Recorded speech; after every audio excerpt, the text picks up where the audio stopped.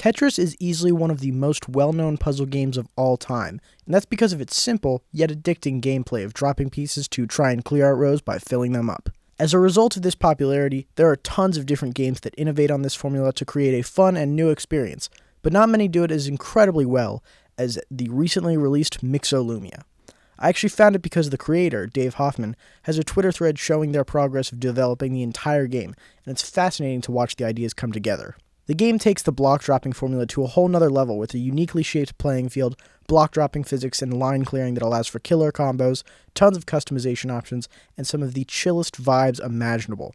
Now, let's get into the nitty gritty of what makes Mixolumia so fun and feels so great to play, and why you should support this indie masterpiece. In Mixolumia, there are 5 different game modes, those being Marathon, Endless, Rush, Intense, and Relaxed. Marathon is essentially the standard mode, where you clear blocks with them continuing to drop faster and faster as you go on, and you win if you manage to clear 450 blocks. Endless is the same thing except, well, it's endless until you hit the top of the board. After that is Rush, where you play for 2 minutes and try to get the highest score you can in that amount of time. Next up is Intense, which is like Marathon, but you start on the highest possible difficulty, level 15, which means the blocks drop almost as soon as they show up. Finally, there's Relaxed, which is the most chill. The blocks only lower when you move them or drop them. There's no timer, and if you fill up the screen fully, it just clears. These are all great game modes and can appeal to tons of different players and play styles. Endless and Marathon are the best for just having fun and tend to be the 2 I play the most. Rush is great for short bursts of gameplay without trying to worry about long-term planning. Intense is insanely difficult, but great for players who have the skills to deal with the challenge. And Relaxed is great to use to unwind and focus on the best minor details of the game. Throughout all of these game modes, the gameplay is the same, and while I don't need to spend too much time on it because of how understandable and natural it feels, I just want to gush over how good it really does feel to play. Every block you drop into the diamond-shaped playing field has 4 separate pieces in it, which can be one of 4 different icons, either an empty square, filled square, square with a diamond, or square with a circle. While they're all different colors, these designs help really make the pieces easily distinguishable at a quick glance. You can clear out pieces by matching them either in a row of 3 or in a square of 4 of the same design. Am I over-explaining a super simple concept to grasp here? Yes, but it's also now I can really talk about how good it feels to play. Dropping the blocks into patterns to create large lineups that all come cascading down into a huge combo once you fit in the right piece is so satisfying. And with unique gravity effects in Mixolumia, you can easily set up multiple different combos to happen at once. See, unlike in games like Tetris, the blocks here will slide until they are caught on something, allowing for multiple setups to be made at once, yet also being able to cause serious pain by blocking things if you aren't paying attention. One of the most important parts of puzzle games like these are the visual components, as the player has to be able to know what will end up where in just a brief glance, and Mixolumia does this incredibly well. I've already mentioned how the different pieces have different colors to help establish this, but the transparent drop shadow for the next block also does a great job visualizing it so you know which pieces you're looking at. The background is also just one color so it doesn't distract from the gameplay too much, and the screen never looks crowded because of it. Plus, the play area borders are very clearly visible at all times. So, for just focusing on the gameplay, the graphics look great, but when you take a step back, things look even better. The colors always blend well together, so when you aren't hyper-focused on certain pieces and certain combos, you get to see a great-looking collection of colors in the blocks. Add on to that the fireworks that go off on the sides of the screen when you're doing well and helps add to the great atmosphere. Not to mention the look when the blocks explode into giant particles that grow larger the higher a combo you get. As you've seen with the gameplay I've been showing, there are tons of color sets in Mixolumia, and it's one of my favorite things about it. The huge abundance of colors help keep the visuals always looking fresh, and the different colors themselves are great. There are some that are just nice color combos, and there are some references like the Game Boy Megalovania Untitled Goose Game looks, and also some pride ones with trans rights and non-binary, which are always great to see.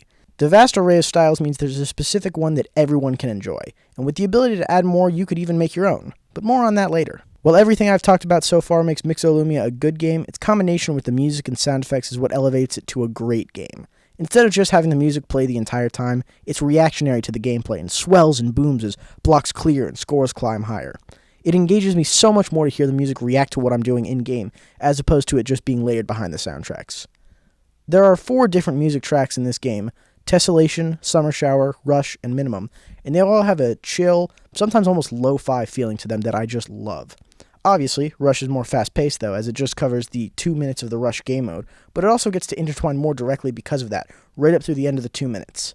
Minimum is also less of a song and more just the sounds of the blocks dropping and clearing with almost wind-like sounds that are strangely relaxing. Both Dave Hoffman and Josie Breckner killed it on the music, and it helps truly achieve the mood that ties the style and gameplay all together perfectly.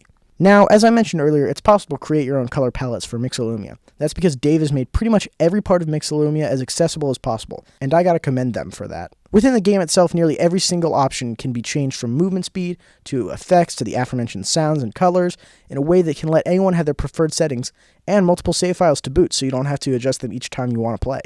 Outside of the game, though, they have made it possible to not only make new color palettes, but also add new songs into Mixolumia, which is friggin' incredible. Now, I would make songs for it, but I am coding illiterate, yet I am so excited to see what the community will come up with. The creativity can already be seen in all the great and unique different color palettes that have been made.